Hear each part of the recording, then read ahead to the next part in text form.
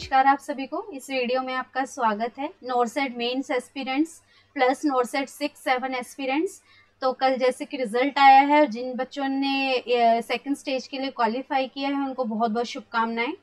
और मैं आशा करूंगी कि आप ऐसे ही मेहनत करेंगे, मेरे साथ मेरे को मौका देंगे अपने इस जर्नी में शामिल होने का।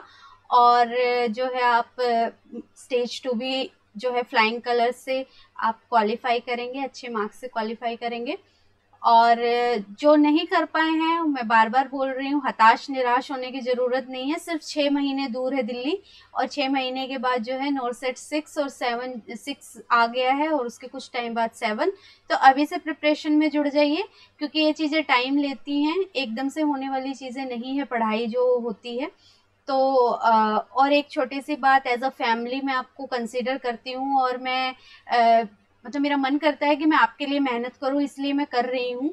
और कुछ अभी रिसेंटली मैं देख रही हूँ कि कुछ असामाजिक तत्व जो है मेरे चैनल के साथ जुड़े हैं, और वो वीडियो अपलोड होते हैं उसको डिसलाइक कर रहे हैं।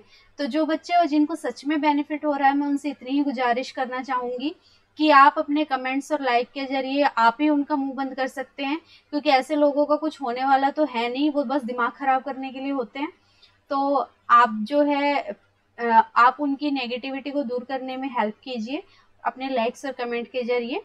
और उन लोगों से भी कहूँगी कि अगर आपको वीडियो अच्छी नहीं लग रही है तो आप अनसब्सक्राइब कर सकते हैं। ऐसा कुछ नहीं है कि आपको देख के जो है डिसलाइक ही करना है वीडियो को। और तो चलिए अब हम अच्छे नोट्स से शुरुआत करते हैं आज की वीडियो की। First question is, a client is admitted to the birthing suite in early active labour, which nursing action takes priority during the admission process. एक क्लाइंट है, ठीक है, जो है डिलीवरी के लिए एडमिट हुआ है, एक्टिव लेबर है, अर्ली एक्टिव लेबर है, कौन सा नर्सिंग एक्शन है जो कि प्रायोरिटी होगा ड्यूरिंग द नर्सिंग प्रोसेस। अब लेबर में है, लेबर में सबसे पहले क्या होता है, बच्चा है जो होने वाला, वो सबसे ज्यादा जरूरी है, ठीक है, फॉलोड बाय माँ। तो बच्चे की जो है, हम यहाँ पे बच्चे की अश्योरिटी करेंगे कि बच्चा ठीक ठाक है।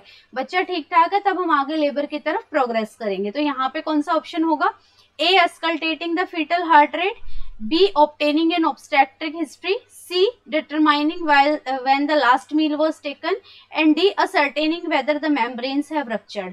तो सबसे पहले रहेगा कि फीटल हार्ट रेट को चेक करेंगे कि फीटस इज ओके, लेबर में है क्योंकि मदर, और फीटस अगर ओके है उसके बाद हम ये स्टेप्स कर सकते हैं, ऑब्स्टेट्रिक हिस्ट्री ले सकते हैं, लास्ट मील ले सकते हैं। ये अभी प्रायोरिटी नहीं है। अगर ये लेबर में पेशेंट नहीं होता तब तो हम हिस्ट्री वगैरह से शुरू कर सकते थे, लेकिन ये एक्टिव लेबर में पेशेंट है, तो इसीलिए फीटल वेलबींग सबसे ज्यादा जरूरी है, जिसके लिए हम करेंगे auscultating the fetal heart rate. Question को ध्यान से पढ़िएगा। अगर ये पहले आता, लेबर नहीं था, ये जर्नल एडमिशन के लिए पेशेंट आता, तब हम ऑब्स्टेट्रिक हिस्ट्री वगैरह से शुरुआत करते, लेकिन अभी एक्टिव लेबर है तो फीटल वेलबींग को हम सबसे पहले जो है देखेंगे, तो वो होगा auscultating the fetal heart rate, A. A primary gravida is admitted to the birthing unit in early labor. A pelvic examination reveals that her cervix is 100% effaced. Effaced का मतलब होता है कि सर्विक्स जो होता है बहुत ही पतला हो जाता है, ठीक है। इफेसमेंट होती है डिलीवरी के टाइम पे, तो सर्विक्स जो है बहुत ही पतला हो जाता है कैनाल को वाइडन करने के लिए, ताकि बच्चे को जो है बच्चे को एक पैसेज मिल जाए, इजी पैसेज मिल जाए, ठीक है। और 3 सेंटीमीटर डायलेटेड है। कितने सेंटीमीटर डायलेट होता है टोटल, 10 सेंटीमीटर होता है। अभी 100% इफेस्ड है और 3 सेंटीमीटर डायलेटेड है। Fetal head is a +1 station in which area of client's pelvis is the fetus occiput. Fetus का ऑसिपुट कहाँ पे है, मैंने बताया था आपको कल कि अगर ये इशियल स्पाइन है पेल्विस की, तो अगर इशियल स्पाइन के ऊपर सर होता है तो -1, -2, -3 स्टेशंस पे होता है, और नीचे होता है तो +1, +2, +3 स्टेशंस पे होता है। तो यहाँ पे ये बोल रहा है +1, तो +1 स्टेशन कहाँ आ रहा है, below the essential spine. Essential spine से सर निकल चुका है नीचे की तरफ। जब एंगेज की बात करेंगे तो जब +3, +4 पे स्टेशन होता है, तब हेड जो है वो पूरा स्ट्रेच करने लगता है वल्वल आउटपुट को, तो जो है हेड उस टाइम पे बाहर आने वाला होता है +3, +4 स्टेशंस के दौरान, ठीक है। तो यहाँ पे जो है below the ischial spine answer है। एंटरिंग द पेल्विक इनलेट होगा -3 पे। नॉट येट एंगेज्ड जो है ये एंगेज हो चुका है, वो -4 -3 रहेगा। और विजिबल एट वजाइनल ओपनिंग +3 +4 पे हेड जो है वजाइनल ओपनिंग पे विजिबल हो जाएगा। तो +1 स्टेशन है, मतलब below the ischial spine is the correct answer. Ischial spine से थोड़ा सा नीचे जो है सर आ चुका है। Next, after performing Leopold manoeuvre a laboring client in a laboring client, the nurse determines that fetus is in right occiput posterior position. Where should the Doppler be placed to auscultate fetal heart tone? अगर ये देखिए, अगर मैं ये uterus की बात करूं, ठीक है, तो हम जब देखते हैं ये मदर की क्या होगी, लेफ्ट साइड होगी, क्योंकि हमारी राइट है तो हम फिगर बना रहे हैं तो उल्टा रिफ्लेक्शन होगा, ठीक है। और ये मदर की क्या है, राइट साइड होगी। तो अगर जो है राइट ओसिपुटो एंटीरियर का मतलब है, तो राइट ओसिपुटो एंटीरियर का मतलब है कि बच्चे की बैक जो है मदर की राइट साइड की तरफ है। इस तरफ मदर की बच्चे की बैक है और यहाँ पे उसका सर है, ठीक है। सर थोड़ा पोस्टीरियर यानी पीछे की तरफ, एंटीरियर होता तो ये पूरा वल्वल आउटलेट की तरफ होता। अब ये बच्चा जो है राइट ओसिपुटो पोस्टीरियर, ये पोजीशन होगी कि बच्चे की बैक जो है मदर की राइट साइड को यूट्रस की राइट साइड की तरफ होगी और हेड जो है स्लाइटली पीछे की तरफ पोस्टीरियर साइड होगा। तो कहाँ पे डॉपलर प्लेस करेंगे, अगर ये नेवल की बात है या यहाँ पे बच्चा है, ठीक है, तो हम कहाँ पे स्ट्रेथ जो है प्लेस करेंगे उसकी हार्ट रेट सुनने के लिए। हार्ट तो कहीं यहाँ पे होगा बच्चे का, ठीक है, हार्ट रेट सुनने के लिए हमें यहाँ पे स्ट्रेथ रखना पड़ेगा। तो ये कौन सी, कहाँ पे है ये जगह, A above the umbilicus. Above the umbilicus तो यहाँ तो हेड नहीं होगा, ठीक है, तो ये ऑप्शन नहीं होगा। About the umbilicus on left side, left side तो हार्ट होने का मतलब ही नहीं है क्योंकि बैक कहाँ है, राइट साइड है, तो ये भी ऑप्शन नहीं। Below the umbilicus on right side, below the umbilicus near the left groin, groin के यहाँ पे भी हेड हार्ट नहीं होगा, यहाँ हेड वाली पोजीशन, नेक वाली पोजीशन आएगी, तो यहाँ पे प्रेजेंट होगा below the umbilicus on right side. Position आप समझ गए हैं, आप ऐसे बना के देख लीजिएगा कि राइट साइड जो है मदर की ये है, लेफ्ट ये है, बच्चे को ओसिपुट पोस्टीरियर राइट है तो राइट साइड उसकी बैक होगी और स्ट्रेथ कहाँ पे, यहाँ पे रखा जाएगा below the level of umbilicus, ठीक है। तो ये राइट आंसर होगा C. Next, a nurse assesses the frequency of client's contraction by timing them from the beginning of contraction.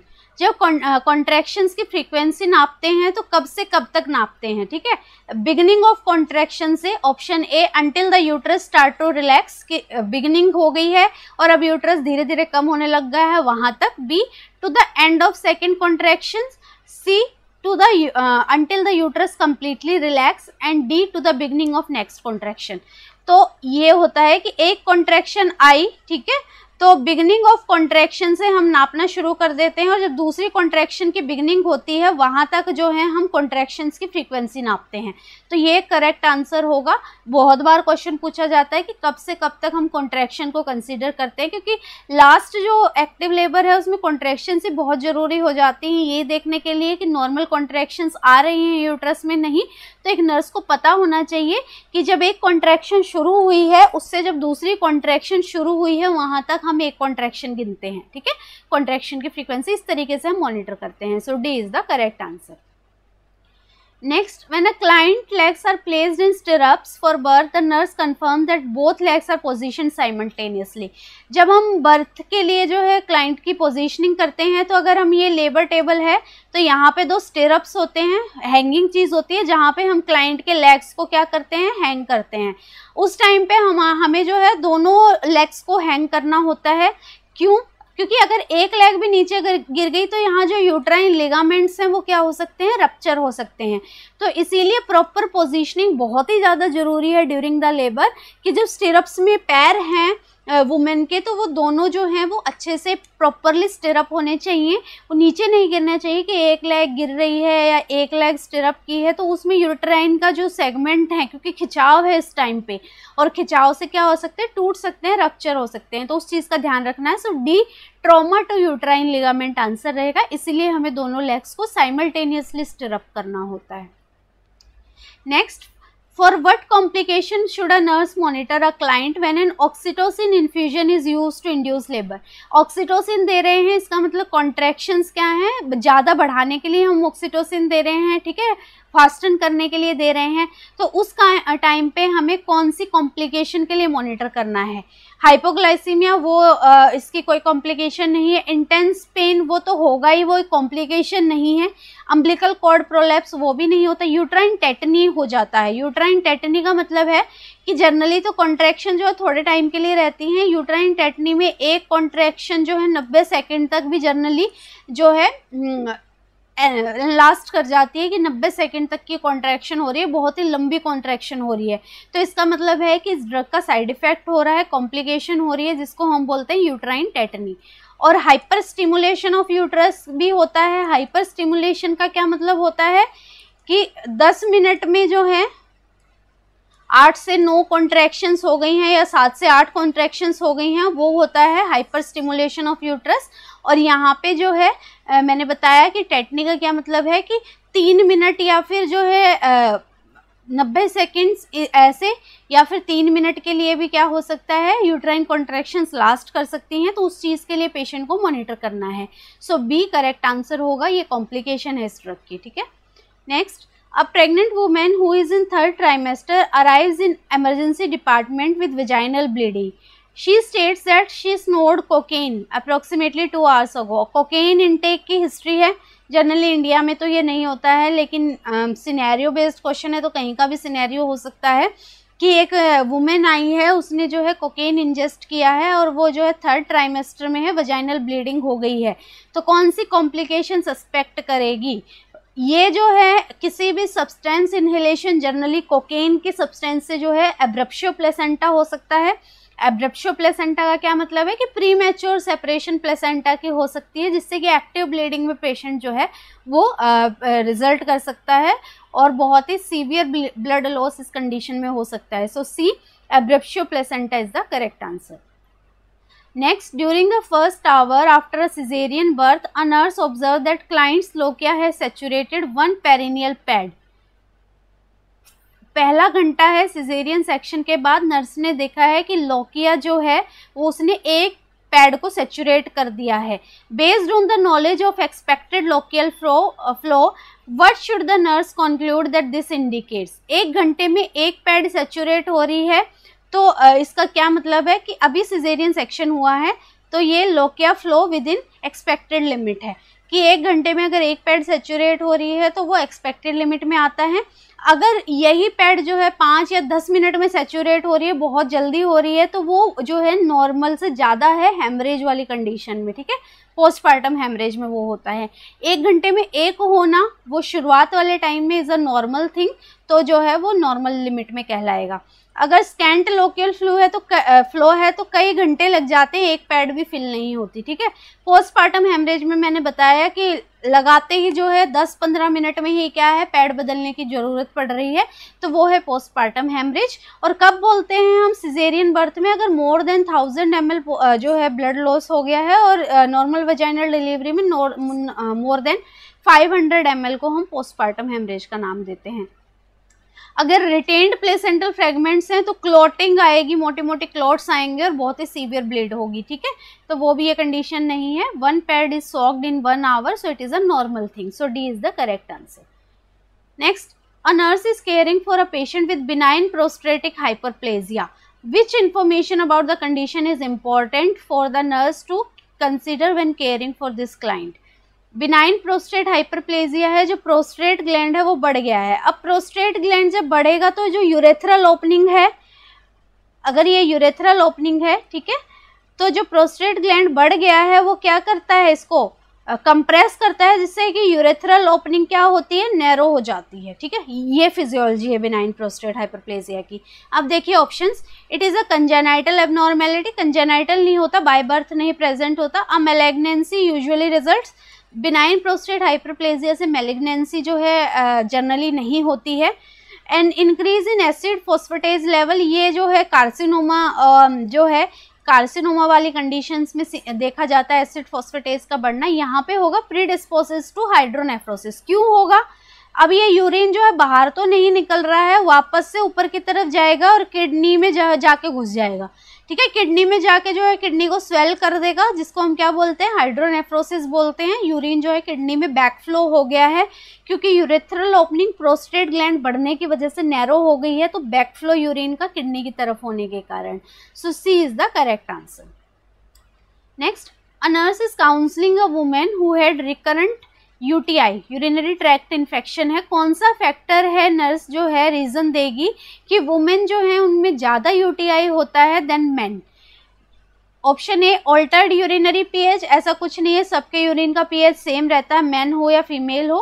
Hormonal secretions, ये भी रीजन नहीं है। देन जक्सटापोजिशन ऑफ ब्लैडर, ब्लैडर की पोजीशन सबकी जो है कॉमन रहती है, वो नहीं है कि फीमेल में वेरी करेगी या मेल में। Then proximity of urethra to anus, जो यूरेथ्रा है वो एनस से पास में होता है। मेल्स का यूरेथ्रा जो है वो बड़ा होता है, तो वो एनस से जो है उसका गैप ज़्यादा होता है, ठीक है। तो एनल ओपनिंग के पास यूरेथ्रा होने के कारण जो इन्फेक्शन है वो जल्दी यूरेथ्रा में ट्रेवल कर जाता है, जिसकी वजह से यूरिनरी ब्लैडर में इन्फेक्शन ज़्यादा होता है, यूटीआई ज़्यादा होता है। So D is the correct answer कि proximity of urethra to the anus. Next, a routine urine analysis is ordered for the client.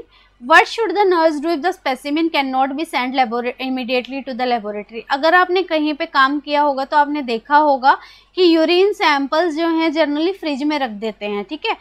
यही करना होता है, या तो वो 1 या 2 घंटे में लैब में ट्रांसफ़र करने होते हैं। अगर ऐसा नहीं हो पा रहा है तो उनको फ्रिज में रखते हैं यूरिन सैंपल्स को, क्योंकि क्या होता है कि हीट से क्या है, उसका पीएच ऑल्टर हो जाता है, ग्लूकोज लेवल ऑल्टर हो जाता है, बैक्टीरियल ग्रोथ होने लग जाती है। तो जो रिजल्ट आने वाला था एक्चुअली वो ना आके पता नहीं क्या क्या बीमारियां जो है वो यूरिन में निकल जाती है, बल्कि वो शरीर में होती भी नहीं है। तो इसीलिए क्या करना होता है, रेफ्रिजरेट द स्पेसिमेन, ठीक है, रेफ्रिजरेट करना होता है तब तक कि हम उसको जो है लैब में ना पहुंचा दे। So B is the right answer. Next, a nurse is caring for a client with rheumatoid arthritis. Based on the client's diagnosis, the nurse should review the result of which laboratory test? rheumatoid arthritis है, ठीक है। अब यहाँ पे pancreatic lipase जो है ये तो नहीं करेंगे, पेनक्रियाटाइटिस वगैरह में करते हैं। बेंस जोन्स प्रोटीन ये भी नहीं करते हैं, ये जनरली मल्टीपल माइलोमा में किया जाता है। मल्टीपल माइलोमा क्या होता है, जहाँ पे जो बोन मैरो है उसमें कैंसरस ग्रोथ होने लग जाती है, ठीक है। देन एंटी न्यूक्लियर एंटीबॉडी, ये टेस्ट होता है रूमेटॉइड अर्थराइटिस के लिए ANA, anti nuclear antibody test, याद कर लीजिए, ठीक है। एल्कलाइन फॉस्फेट ये रूमेटॉइड अर्थराइटिस में नहीं होता है। So C anti nuclear antibody is the correct answer. Next, a nurse plan care to prevent deformity in a client with rheumatoid arthritis. rheumatoid arthritis में क्या होता है कि अगर हम joints को मूवमेंट नहीं दिलाते हैं तो उसमें क्या होने लग जाता है, डिफॉर्मिटी होने लग जाती है, कॉन्ट्रैक्चर्स बनने लग जाते हैं। तो which intervention should be alternated with period of rest? Period of rest भी जरूरी है, क्योंकि सीवियर पेन हो जाता है अगर हम ज़्यादा यूज़ करेंगे तो अपनी मसल्स का और जो है जॉइंट्स का। तो यहाँ पे क्या करना है, ऑप्शन ए active exercises. Active exercises patient को बोलना है कि रेस्ट कर लिया है, जो रेस्ट के पीरियड्स हैं उनके बीच में एक्टिव एक्सरसाइजेस करनी जरूरी है, वरना एल्कलाइसिस हो जाएगा, जो है जॉइंट्स आपस में जुड़ जाएंगे और जो है कॉन्ट्रैक्चर्स फॉर्म हो जाएंगे, सीवियर कंडीशन हो जाएगी। इसलिए पीरियड ऑफ रेस्ट के साथ साथ जो है एक्टिव एक्सरसाइजेस में इन्वॉल्व होना जरूरी है। So A active exercises is the correct answer, ये सलाह पेशेंट को देनी है। Next, a client with rheumatoid arthritis asks why it is necessary to inject hydrocortisone in the knee joint. rheumatoid arthritis है, ठीक है। अब ये अगर नी जॉइंट की मैं बात करूं तो यहाँ पे जो है नी जॉइंट में जनरली हाइड्रोकॉर्ट के इंजेक्शन देते हैं। अब आपको पता होगा कि हाइड्रोकॉर्ट क्या है, एक कॉर्टिकोस्टेरॉइड है जो कि क्या करता है, इन्फ्लामेशन को रिड्यूस करने में हेल्प करता है, ठीक है। तो इसीलिए ही देते हैं to reduce the inflammation. Lubricate करने के लिए इसका कोई पर्पज नहीं होता है। फिजियोथेरेपी ये करता नहीं है। प्रिवेंट एनकाइलोसिस, एनकाइलोसिस का मतलब है कि जो दोनों जॉइंट आपस में मिल गए हैं वो इसका इनडायरेक्ट एक्शन है कि इन्फ्लेमेशन को रिड्यूस कर देता है। अगर इन्फ्लेमेशन होती रहेगी तो दोनों जॉइंट आपस में मिल जाएंगे, लेकिन जो इसका डायरेक्ट एक्शन है वो है reduce inflammation, B. Next, what should the nurse take into consideration when planning nursing care for a client experiencing acute episode of rheumatoid arthritis? कौन सी चीज इसमें कंसिडरेशन में लेनी है अगर पेशेंट को acute episode of rheumatoid arthritis हुआ है? Option A, inflammation of synovial membrane rarely occurs, rarely नहीं है मोस्टली होती है, ठीक है। Bony ankylosis of a joint is irreversible and causes immobility. Then C, complete immobility is desired during the acute phase of inflammation. complete immobility हम नहीं करते हैं, अदरवाइज जो है जॉइंट जो है कॉन्ट्रैक्चर्स बनने लग जाएंगे, एंकाइलोसिस होने लग जाएगा। Then redness and swelling of joint signifies irreversible damage has occurred. ये सिग्निफाई नहीं करती है, इन्फेक्शन है कोई, इन्फ्लेमेशन है वो सिग्निफाई करती है। Bony ankylosis of joint is irreversible and cause immobility. ये बताएंगे कि अगर बोन जो है वो एंकाइलोसिस हो गया, जुड़ गई आपस में, तो इरिवर्सिबल इन नेचर होता है, कोई उस चीज को दोबारा ठीक नहीं कर सकता और वो परमानेंट इमोबिलिटी कॉज कर सकती है, ठीक है। तो ये रूमेटॉइड आर्थराइटिस के बारे में आपको पेशेंट को सलाह देनी है। So B is the right answer. Next, a nurse is caring for a client who had total hip replacement. What nursing action should be incorporated in the plan of care to prevent thrombus formation? अब ये patient है जो है hip replacement के बाद इसको क्या हो सकता है कि थ्रोम्बस हो सकता है, क्योंकि कंटिन्यूसली लाई डाउन कर रहे हैं, जिसकी वजह से जो है पैर में थ्रोम्बस बन सकता है वीनस स्टेसिस की वजह से, कि वीनस रिटर्न क्या है कम हो गया है, तो हो सकता है कि वो थ्रोम्बस की फॉर्मेशन कर ले। इसके लिए क्या करेंगे, turning the client from side to side. Turning करने से जो वीनस स्टेसिस है वो इम्प्रूव नहीं होता। वीनस स्टेसिस आप समझ रहे हैं ना कि अगर ये पैर है तो जो ये कैपिलरीज है इनमें वापस से फ्लो होता है, जिसको वीनस फ्लो कहते हैं। तो ये जो है पेटेंसी के लिए बहुत ही जरूरी होता है। वीनस स्टेसिस का मतलब है कि एक जगह पे रुक गए हैं, ठीक है, ये फ्लो ब्लड फ्लो वापस नहीं हो रहा है, जिसकी वजह से हो सकता है कि यहाँ पे थ्रोम्बस बनने लग जाए वेन्स में, ठीक है। B, encouraging the client to perform ankle exercise. ऐसे पेशेंट को हम चला फिरा तो ज़्यादा सकते नहीं है, ये करने के लिए बोलते हैं कि एंकल एक्सरसाइज जो है वो करनी है। एंकल एक्सरसाइज का मतलब है जो हम पैरों के फिंगर हैं हम डोर्सी फ्लेक्स करने के लिए बोलते हैं, कि अगर ये फिंगर है तो ऊपर की तरफ इस तरीके से जो है आपने टोज को इस तरीके से मूवमेंट करनी है, डोर्सी फ्लेक्स। डोर्सम ये वाला पार्ट होता है तो पैर का भी ऊपर वाला भाग डोर्सम कहलाएगा, तो ये डोर्सम। अगर प्लेंटर फ्लेक्शन की बात होती है तो नीचे जो पैर का तलवा होता है उसकी तरफ मूवमेंट होती है, डोर्सीफ्लेक्शन में पैर के ऊपर वाले भाग की तरफ। तो जिससे क्या होगा, वीनस स्टेसिस नहीं होगा, वीनस रिटर्न इंप्रूव होगा, थ्रम्बस के चांसेस कम हो जाएंगे। तो ये एक्सरसाइजेस परफॉर्म करने के लिए हम बोलते हैं। Getting up the client in chair में नहीं बिठाते हैं, ठीक है। एम्बुलेटिंग द क्लाइंट व्हेन एनेस्थीसिया, इतनी जल्दी इनको एम्बुलेट भी नहीं करते हैं, रेस्ट की जरूरत होती है।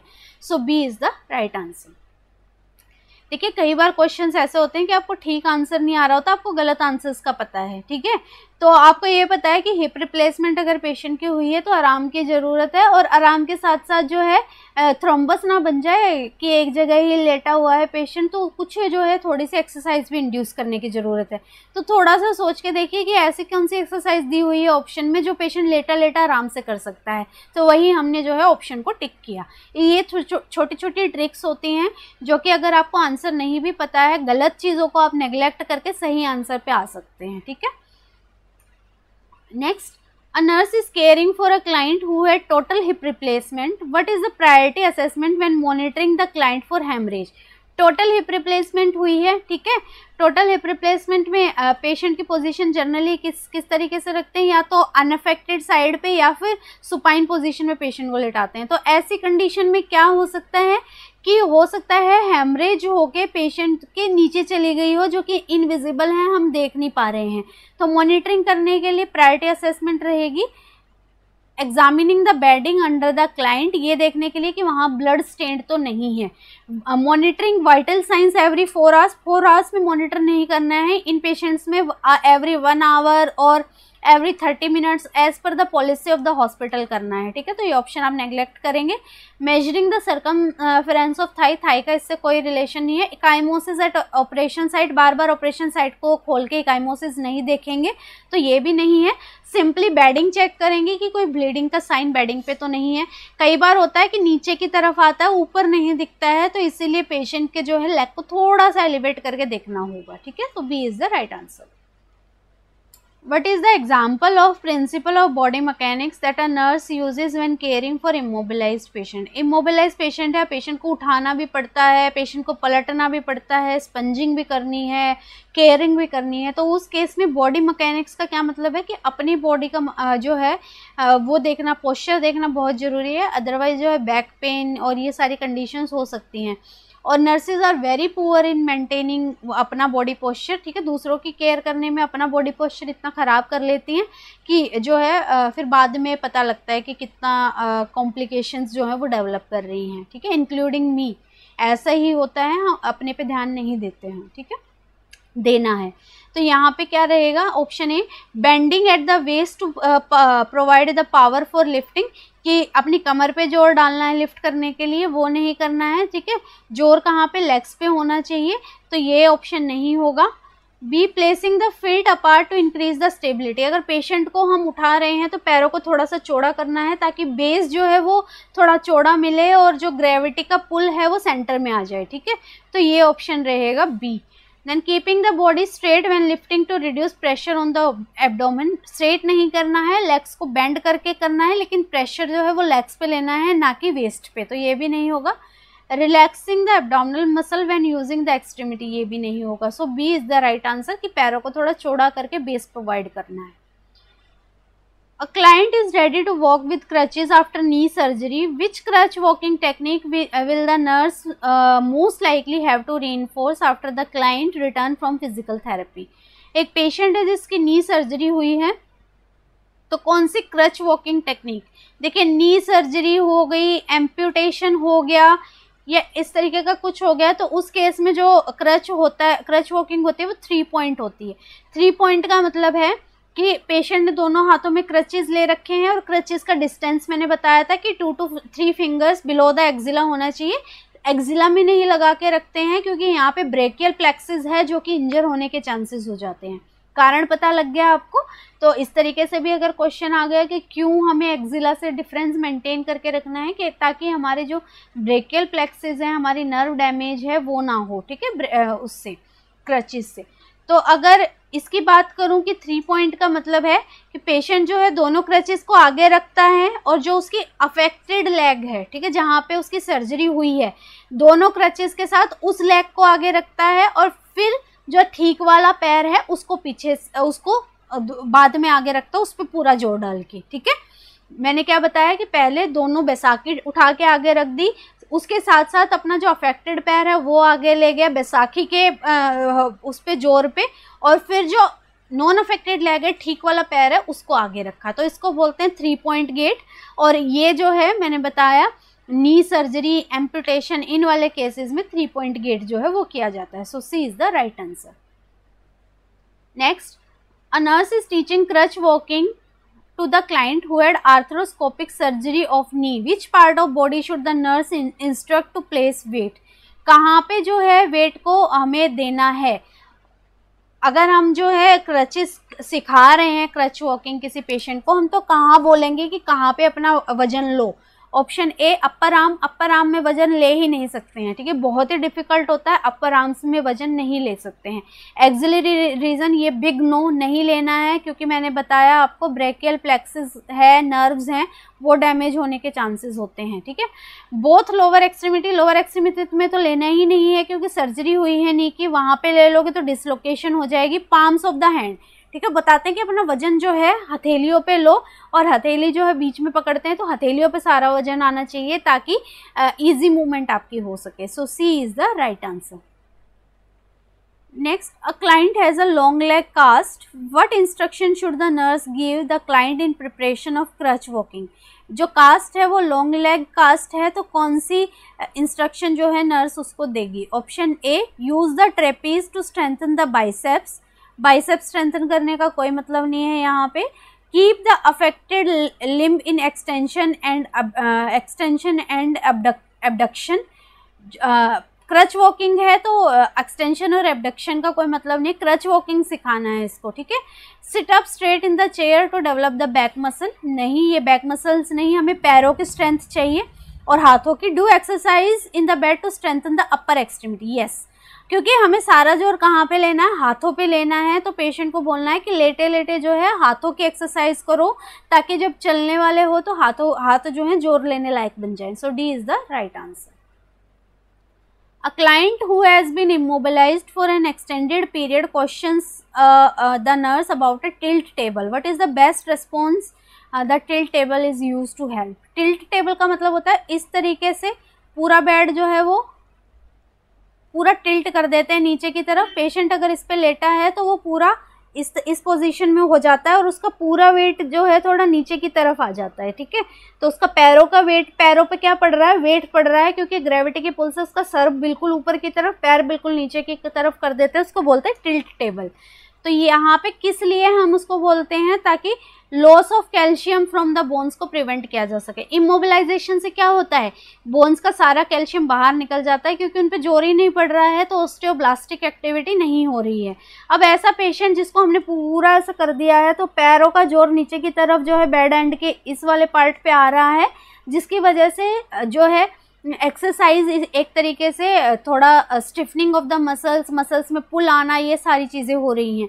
तो उससे क्या होगा कि बोन का कैल्शियम लॉस नहीं होगा, कम हो जाएगा डिमिनरलाइजेशन। तो टिल्ट टेबल का यही यूज़ होता है कि प्रिवेंट करना है loss of calcium from the bone. Tilt table आप समझ गए हैं कि बेड को एक तरीके से आप मान लीजिए 90 से भी बहुत ही ऊपर के एंगल पे उठा दिया है और उसके पैर बिल्कुल नीचे की तरफ जाके जो बेड का पीछे वाला भाग होता है जिसको फुटरेस्ट बोलते हैं, वहाँ पे पेशेंट के पैर से जोर लग रहा है, जिससे कि मसल की जो है एक्सरसाइज टाइप में जो है मसल और बोन जो है वो यूज़ हो रही हैं। तो यहाँ पे डिमिनरलाइजेशन को प्रिवेंट करेगा।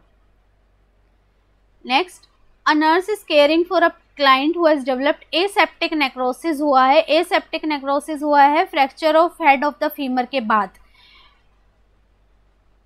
Then the nurse understands that aseptic necrosis is associated with which factor? Femur का जो है हेड का फ्रैक्चर हो गया था और उसके बाद जो है पेशेंट को एसेप्टिक नेक्रोसिस डेवलप हुआ है, तो कौन सा कारण है? ऑप्शन ए इन्फेक्शन, एसेप्टिक है तो इन्फेक्शन तो नहीं है।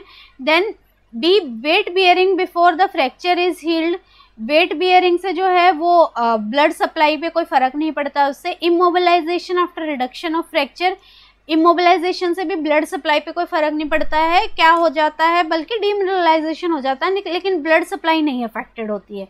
Then D loss of blood supply to the head of the femur, ये होता है कि अगर हेड ऑफ द फीमर में यहाँ फ्रैक्चर है तो हो सकता है ब्लड सप्लाई जो है वो लॉस हो गई हो, कोई ब्लड वेसल भी रप्चर हो गई हो, जिसके कारण जो है नेक्रोसिस वाली कंडीशन होती है। So D is the right answer. A nurse suspect complication development of compartment syndrome for a client who has blunt trauma to forearm। Forearm में ब्लंट ट्रॉमा हुआ था जिसके बाद कंपार्टमेंट सिंड्रोम हुआ है। कंपार्टमेंट सिंड्रोम का मतलब होता है कि जो मसल्स हैं उनमें प्रेशर बहुत ही ज़्यादा बिल्ड हो जाता है और उनमें बहुत ज़्यादा प्रेशर बिल्ड होने के कारण ब्लड सप्लाई को क्या करती हैं, रोक देती हैं। तो आगे वाले पार्ट में जहाँ पे डिस्टल पार्ट है उसमें क्या होता है, पेन, पैलर, पैरेस्थीसिया, पैरालिसिस, ये सारी चीजें कंपार्टमेंट सिंड्रोम में प्रेजेंट होती हैं। तो यहाँ पे देखिए warm skin at the site of injury, ये नहीं होगा, उल्टा स्किन कोल्ड होगी क्योंकि ब्लड सप्लाई नहीं पहुंच रही है। Escalating pain in the finger, ये प्रेजेंट होगा। मैंने बताया ना आपको कि अगर फोर आर्म में यहाँ पे जो है ट्रॉमा हो गया है तो यहाँ की मसल्स इतनी ज़्यादा टेंस हो जाएंगी जिसको हम कंपार्टमेंट सिंड्रोम, इतना प्रेशर बिल्ड हो जाएगा कि ब्लड को क्या कर दिया, रोक दिया है, जिसकी वजह से आगे जो है सीवियर पेन पेशेंट कंप्लेंट करेगा। तो बी रहेगा escalating pain. Rapid capillary refill, rapid तो नहीं होगा, डिलेड होगा। बाउंडिंग रेडियल पल्स, बाउंडिंग नहीं होगा क्योंकि ब्लड फ्लो नहीं पहुंच रहा, तो वीक थ्रेडी पल्स जो है वो प्रेजेंट होगी। So B is the right answer, escalating pain. Next, a client has an amputation of lower limb, what instruction should the nurse give to prevent hip flexion contracture. Hip flexion contracture को prevent करने के लिए, amputation हुआ है lower limb का, तो hip में जो है वो फ्लेक्शन कॉन्ट्रैक्चर ना होए उसके लिए क्या करना है, A turn from side to side every 1 hour, side to side turn करने से क्या नहीं होगा, एक्सटेंशन वाली कंडीशन नहीं होगी। देखिए फ्लेक्शन कॉन्ट्रैक्चर प्रिवेंट करने के लिए क्या करना होता है कि जनरली उस जगह को क्या नहीं करना है, मोड़ना नहीं है, ठीक है। अब हम साइड में भी कर रहे हैं तो हमारी आदत होती है ना पैर को मोड़ के लेटना या इस तरीके से, तो वहाँ फ्लेक्शन तो नहीं प्रिवेंट हो रहा है, तो ये नहीं होगा। Sit in the chair, sit कर रहे हैं तो फ्लेक्शन ही दे रहे हैं, घुटना मुड़ रहा है, जो है नी मुड़ रहा है, तो ये भी नहीं होगा। लाई ऑन द एब्डोमेन, ये होगा। प्रोन पोजीशन में जब हम लेटते हैं तो हमारे पैर क्या होते हैं, एक्सटेंशन वाली पोजीशन में होते हैं, सीधे होते हैं, तो उस केस में फ्लेक्शन क्या है, थोड़ी देर के लिए नहीं होता, तो वो गैप देना जरूरी है। तो यहाँ पे पेशेंट को बोलेंगे कि दिन में कम से कम 4-5 बार 30-30 मिनट के लिए उल्टा लेटना है ताकि हिप फ्लेक्शन ना हो, फ्लेक्शन कॉन्ट्रैक्चर्स ना बने, ठीक है। परफॉर्म क्वाड्रिसेप मसल एक्सरसाइज, ये भी नहीं है, ठीक है। Next, when should the nurse begin the process of rehabilitation when a client is scheduled for an amputation? amputation होना है मतलब पैर कटना है, पैर कटना है तो इसका मतलब श्योरिटी है पेशेंट को रिहैबिलिटेशन वाले फेज में जाना है, उसको उस चीज़ से ओवरकम करना सिखाना है, तो वो रिहैबिलिटेशन वाला फेज है। तो ऐसे पेशेंट को बिफोर द सर्जरी ही हम सिखाने लग जाते हैं कि ताकि आफ्टर द सर्जरी वो बहुत सारे शॉक में होगा या फिर ग्रीफ में होगा, ये सारी चीज़ वहाँ पे वो आपके रिहैबिलिटेशन वाली चीज़ को सीखने के लिए सक्षम नहीं होगा। तो इन पेशेंट्स में rehabilitation phase before the surgery he patient को बता दिया जाता है कि आफ्टर सर्जरी आपको ये चीज़ करना होगा ताकि वो मेंटली प्रिपेयर्ड हो और वो आपके साथ जो है कोऑपरेट करे। So A is the right answer. Then what should the nurse consider as a goal of therapy when administering allopurinol to the client with gout? Gout क्या होता है, गाउट में यूरिक एसिड जो है वो ज़्यादा डिपॉजिट होने लग जाता है जॉइंट्स में, जिसके वजह से गाउटी अर्थराइटिस जो है पेशेंट किसी को रिजल्ट होता है, ठीक है। तो यहाँ पे एलोप्यूरिनोल देते हैं। एलोप्यूरिनोल का क्या कारण है, ऑप्शन ए increase bone density, bone density increase होगी तो पेन वाली कंडीशन आएगी ही नहीं, तो ये नहीं है। डिक्रीज साइनोवियल स्वेलिंग, ये इसमें भी नहीं हेल्प करता। सी यूरिक एसिड प्रोडक्शन, इसमें हेल्प करता है। यूरिक एसिड प्रोडक्शन का जो यूरिक एसिड बनने वाला होता है उसके लास्ट स्टेज पे एक्ट करता है, ठीक है। तो जैसे जेंथेन ऑक्सीडेज होता है एक एंजाइम, वो टूट के क्या बना देता है, बाद में यूरिक एसिड में चेंज हो जाता है, यूरिक एसिड बना देता है, तो वो इस स्टेज पे एक्ट करता है, इसकी फॉर्मेशन नहीं होने देता एलोप्यूरिनोल, जिससे कि यूरिक एसिड नहीं बनता बॉडी में, तो उसकी प्रोडक्शन को डिक्रीज कर देता है और सिम्टम्स को रिलीव करता है। प्रिवेंट क्रिस्टलाइजेशन, क्रिस्टलाइजेशन नहीं बनने वाली प्रोसेस पे एक्ट करता है। So C is the right answer. Next, a client is admitted with acute gouty arthritis. Which medication does the nurse anticipate the healthcare provider may prescribe to prevent and treat an acute attack of gout? acute attack है gout का, कोलचिन जो है medication देते हैं। ये क्या करता है कि लैक्टिक एसिड की प्रोडक्शन को कम कर देता है, ताकि लैक्टिक एसिड जो है लैक्टिक एसिड क्या करता है, यूरिक एसिड की एक्सक्रीशन को कम कर देता है, ठीक है। अगर लैक्टिक एसिड ये देखिए क्या करेगा, अगर लैक्टिक एसिड है तो लैक्टिक एसिड का भाई है कौन, यूरिक एसिड, ठीक है। तो लैक्टिक एसिड क्या कहेगा कि इसको बॉडी से बाहर नहीं निकलने देता, किडनी से इसके एक्सक्रीशन को रिड्यूस कर देता है। जब इसकी एक्सक्रीशन रिड्यूस होगी तो ये क्या हो जाएगा, सीरम में इंक्रीज हो जाएगा, जिससे कि अर्थराइटिस के सिम्टम्स बहुत सीवियर होंगे। तो अब ये कोलचिन क्या करेगा, लैक्टिक एसिड को ही कम कर देगा, ताकि अल्टीमेटली क्या हो, यूरिक एसिड के एक्सक्रीशन ज़्यादा हो सके, यूरिक एसिड बाहर निकल सके। तो ये इस फैक्टर पे एक्ट करता है। और एक्यूट केस में कोलचिन देते हैं। वेरी वेरी इंपॉर्टेंट क्वेश्चन, बिल्कुल दिमाग में बिठा लीजिए कि एक्यूट अटैक में जो है कोलचिन दिया जाता है गाउट के। Next, what action should the nurse include when planning for long term care of a client with expressive aphasia? Expressive aphasia को हम ब्रोकाज अफेजिया भी बोलते हैं, मैंने पहले भी पढ़ाया है। ब्रोकाज अफेजिया में होता है कि जो पेशेंट है उसको समझ तो सब आ रहा है, लेकिन बोलने के लिए उसके पास वर्ड्स खत्म हो जाते हैं, ठीक है। इससे उल्टा एक होता है वर्निक्स अफेजिया। वर्निक्स अफेजिया में पेशेंट के पास वर्ड तो बहुत है लेकिन कॉम्प्रीहेंड नहीं कर पाता, समझ नहीं पाता है, तो जिससे कि वर्ड सैलेड बना देता है, सारे वर्ड बोल देता है लेकिन क्या मतलब है, क्या बोलना चाहिए, वो पेशेंट की समझ चली जाती है। यहाँ ब्रोकाज या एक्सप्रेसिव अफेजिया में पेशेंट को पता सब कुछ है लेकिन बोलने के लिए उसके वर्ड्स, जैसे इसको पेन बोलते हैं, अब ये तो पता है उसको अंदर से कि ये पेन है लेकिन मतलब क्या शब्द है इसके लिए वो नहीं बोलना आएगा, ठीक है। या फिर उसको खाना देंगे तो खा लेगा, पूछेंगे खाना खाना है, हाँ हाँ कर देगा, लेकिन जब उससे पूछेंगे क्या है रोटी को दिखा के, तो ये नहीं पता लगेगा ये रोटी है, ये शब्द नहीं आएंगे उसके दिमाग में, ठीक है। तो ऐसे पेशेंट को क्या करना है, option A begin helping the client to associated words. ये जैसे हम छोटे बच्चे को सिखाते हैं ना कि बेटा इसको ये बोलते हैं, इसको ये बोलते हैं, तो ऐसे ही इन पेशेंट्स को सिखाना होता है ऑब्जेक्ट दिखा दिखा के कि इसको ये बोलते हैं, इसको ये बोलते हैं। ये एक थेरेपी का पार्ट होता है ताकि उनकी स्पीच जो है उनकी वर्ड्स को थिंक करने की कैपेबिलिटी वापस आ सके। So A is the correct answer. Then next, a client is diagnosed with trigeminal neuralgia. Trigeminal neuralgia है, fifth cranial nerve जो है. Then which medication should the nurse anticipate will be prescribed for this client? Trigeminal neuralgia में severe pain होता है, तो इस condition में जो है कार्बामेज़ेपिन देते हैं पेन रिड्यूस करने के लिए in case of trigeminal neuralgia. Ascorbic acid इसके साथ में देते हैं इसके इफेक्ट को एलिवेट करने के लिए, बट वो पेन रिलीफ नहीं है। मॉर्फिन सल्फेट ओपियोइड है, वो जनरली इसमें नहीं देते हैं। एलोपेरिनोल किस में देते हैं, गाउट में देते हैं, इसमें नहीं देते हैं। तो कार्बामेज़ेपिन जो है ट्राइजेमिनल न्यूरल्जिया के पेन रिडक्शन के लिए दिया जाता है। Next, what should the nurse instruct the client to do to limit triggering the pain associated with trigeminal neuralgia. Trigeminal neuralgia में बहुत सीवियर पेन होता है पेशेंट का, तो उस कंडीशन में हम ऐसा क्या करें, पेशेंट को क्या सलाह दें। जनरली क्या है कि उस एरिया के साथ ज़्यादा छेड़छाड़ नहीं करनी होती है, जितना उस एरिया को जो है एक्टिव रखेंगे उतना पेन होगा।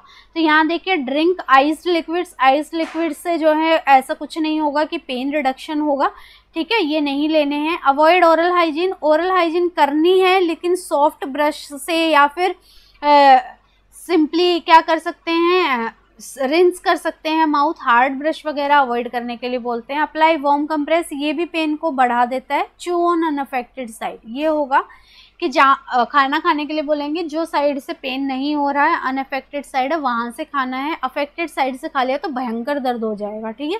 तो डी राइट आंसर रहेगा। After sustaining a head trauma a client reports hearing ringing noises, the nurse considered that an injury to which part of the body is likely to cause clinical indicator, ठीक है। Ringing sensation हो रही है, A frontal lobe, B occipital, C sixth cranial nerve and D eighth cranial nerve. Eighth cranial nerve होती है vestibulocochlear जो hearing के लिए रिस्पॉन्सिबल होती है। उसके दो पार्ट होते हैं, vestibule and cochlea.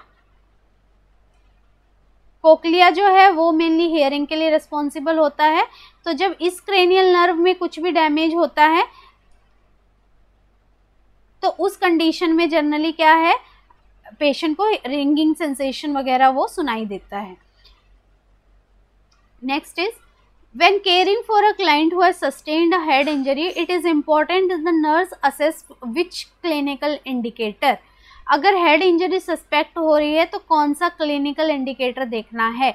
Option A slowing of heart rate, yes heart rate जो है स्लो हो जाती है, ठीक है, क्योंकि जो है हार्ट रेट स्लो हो जाएगी क्योंकि हेड इंजरी है, आईसीपी बढ़ेगा, आईसीपी बढ़ने का साइन होता है ब्रेडिकार्डिया, तो हार्ट रेट जो है स्लो रहेगी। Decreased carotid pulse, carotid pulse पे इसका फर्क नहीं पड़ता। Bleeding from oral cavity, this is not the sign. And absence of deep tendon reflexes जो है ये बाद में हम देख सकते हैं, लेकिन शुरुआत में हमें जो है इजी टू चेक वाइटल्स देखने होंगे, तो वो रहेगा slowing of heart rate. 34, a client had a craniotomy for excision of brain tumour है। सर्जरी के बाद जो है क्लाइंट को मॉनिटर करना है इंक्रीज आईसीपी के लिए। कौन सी फाइंडिंग होगी जो कि शो करेगी कि इंक्रीज्ड आईसीपी है। सबसे अगर लेवल ऑफ कॉन्शियसनेस दिया है तो बेधड़क टिक कर दीजिए, क्योंकि लेवल ऑफ कॉन्शियसनेस जो है आईसीपी में होता है कि लो हो जाता है, लॉस भी हो जाता है, तो ये चीज़ होगी। थ्रेडी वीक पल्स ये नहीं होगी, बाउंसी पल्स होगी। नैरोइंग पल्स प्रेशर ये नहीं प्रेजेंट होता है, और रेगुलर शैलो ब्रीदिंग, रेगुलर जो है ब्रीदिंग नहीं होती है इन पेशेंट्स में। तो लेवल ऑफ कॉन्शियसनेस जो है वो लो हो जाता है आफ्टर इंक्रीज्ड इन आईसीपी। ठीक है, तो D is the right answer. क्यों हो जाता है ये? क्योंकि जो आईसीपी बढ़ता है तो जब ब्रेन के टिश्यूज हैं वो उनको बाहर की तरफ धकेलने लग जाता है, एडिमेटस हो जाते हैं, जिसकी वजह से कॉन्शियसनेस ऑल्टर करती है। तो ये कारण रहता है इसका। Next, a client is admitted with paresis of ciliary muscle of the left eye. What should the nurse expect to be affected? Paresis हुआ है सिलियरी मसल का। सिलियरी मसल का फंक्शन होता है कि लेंस को अकोमोडेट करने के लिए हेल्प करता है। ठीक है, लेंस को फोकस करने के लिए हेल्प करता है। तो यहाँ पे रहेगा D answer, focusing on lens और नियर ऑब्जेक्ट। कि लेंस जो है सिलियरी मसल का पैरेसिस होने के कारण लेंस से बढ़ नहीं सकता ताकि वो नियर ऑब्जेक्ट्स पे फोकस कर सके, तो उसके कारण जो है नियर ऑब्जेक्ट्स पे फोकस नहीं होता है। क्लोजिंग द आईलिड्स ये नहीं प्रेजेंट होता, कन्वर्जेंस भी नहीं प्रेजेंट होता है, इससे सिलियरी मसल एक ही आँख का हुआ है। एबिलिटी टू डिस्क्रिमिनेट ऑब्जेक्ट ये भी नहीं होता है, सिर्फ फोकसिंग पे प्रॉब्लम आती है, वो भी कहाँ, नियर ऑब्जेक्ट्स में। क्योंकि नियर ऑब्जेक्ट्स के लिए लेंस को क्या करना पड़ता है, वाइडन करना पड़ता है, और ये सिलियरी मसल उसको वाइडन नहीं होने देती, तो उसकी वजह से वो फोकस नहीं कर पाता। So D is the right answer. A client's relative ask what is the cataract. Cataract क्या होता है? ऑप्शन ए होता है cataract, opacity of the lens. कि लेंस जो है वो जनरली क्या है, क्लियर होता है, लेकिन जब वो धुंधला होने लग जाता है, ओपेक होने लग जाता है, तब उसको हम क्या बोलते हैं, कैटरेक्ट बोलते हैं। जनरली डायबिटीज़ मेलाइटिस वाले पेशेंट में बहुत ही फ्रीक्वेंट होता है, क्योंकि उनमें पेरिफेरल नेफ्रोपैथी, न्यूरोपैथी और जो है ये सारी चीज़ें प्रेजेंट होती है, जिसकी वजह से उनको आई में भी प्रॉब्लम जो है वो रहती है। Next, a client is scheduled from labyrinthectomy to treat Meniere's syndrome. What expected outcome of the procedure should be included in pre-operative teaching? ठीक है, मेनियर्स डिजीज में क्या है कि जो इनर ईयर का डिसबैलेंस हो जाता है, जिसकी वजह से सीवियर वर्टाइगो वगैरह पेशेंट को होता है, तो उससे हमें पेशेंट को क्या बताना है। Option A, absence of pain. Pain generally नहीं होता है, बहुत कम केसेस में मैंने देखा है कि मेनियर्स डिजीज में पेन प्रेजेंट होता है। डिक्रीज सेरोमिन, सेरोमिन डिक्रीज होने का इससे कोई पर्पस नहीं है, सेरोमिन तो आउटर ईयर में होता है, जो कान का मैल होता है उसको बोलते हैं। Loss of sense of smell, smell का इससे कोई रिलेशन नहीं है। परमानेंट इरिवर्सिबल डेफनेस ये हो सकता है क्योंकि इनर ईयर के साथ लेब्रिंथ के साथ जो है हम छेड़छाड़ कर रहे हैं, वहीं पे कोक्लिया, ऑर्गन ऑफ कोर्टाई, ये सारी चीज़ें प्रेजेंट होती हैं, और यहीं पे जो है हमारी 8th क्रेनियल नर्व भी प्रेजेंट है।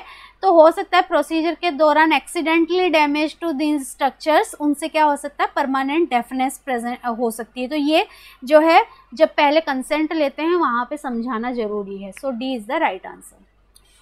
Then next, the school nurse is attending to the student athlete who report muscle pain after practice session. What should the nurse identify as the cause of this pain? Athlete है कि practice session के बाद जो है pen हो रहा है, तो कौन सी चीज़ इसमें प्रेजेंट होगी। Option A lactic acid, B butyric acid, C acetic acid and D hydrochloric acid. यहाँ पे मसल के ओवर यूज से जो है लैक्टिक एसिड बढ़ जाता है, ठीक है, लैक्टिक एसिड मेटाबॉलिज्म बढ़ जाता है, जिसकी वजह से पेन होता है। तो A lactic acid is the correct answer है। Next, when performing a neurological assessment, patient की डायलेटेड है राइट प्यूपिल, तो कौन सी नर्व के साथ प्रॉब्लम है। 3rd क्रेनियल नर्व जो कि रेस्पॉन्सिबल होती है ओक्यूलोमोटर, वही जो अगर डायलेटेड प्यूपिल है तो उसी के साथ प्रॉब्लम नर्व जो है वो आइडेंटिफाई करेगी। सो 3rd cranial nerve is the correct answer. Next is a nurse is monitoring a client who is having computed tomography scan with contrast. Which response indicates that the client is having an untoward reaction to the contrast media? Contrast दिया है CT scan के लिए, तो कौन सी इनमें से चीज़ जो है वो इंडिकेट करेगी कि पेशेंट को एलर्जी हो गई है कंट्रास्ट से। ए पेल्विक वार्मथ नहीं, फीलिंग फ्लश्ड नहीं होता ये भी, शॉर्टनेस ऑफ ब्रेथ ये इंडिकेट करेगी कि एलर्जिक रिएक्शंस जो हैं डाई से हो रही हैं, और salty taste in the mouth ये तो नहीं, पेशेंट को शॉर्टनेस ऑफ द ब्रीथ रहेगी, पेशेंट बताएगा कि मुझे जो है सांस लेने में दिक्कत हो रही है। इसलिए बोलते हैं कि अगर हम डाई देने वाले हैं तो आयोडीन से एलर्जी पेशेंट की चेक करनी होती है।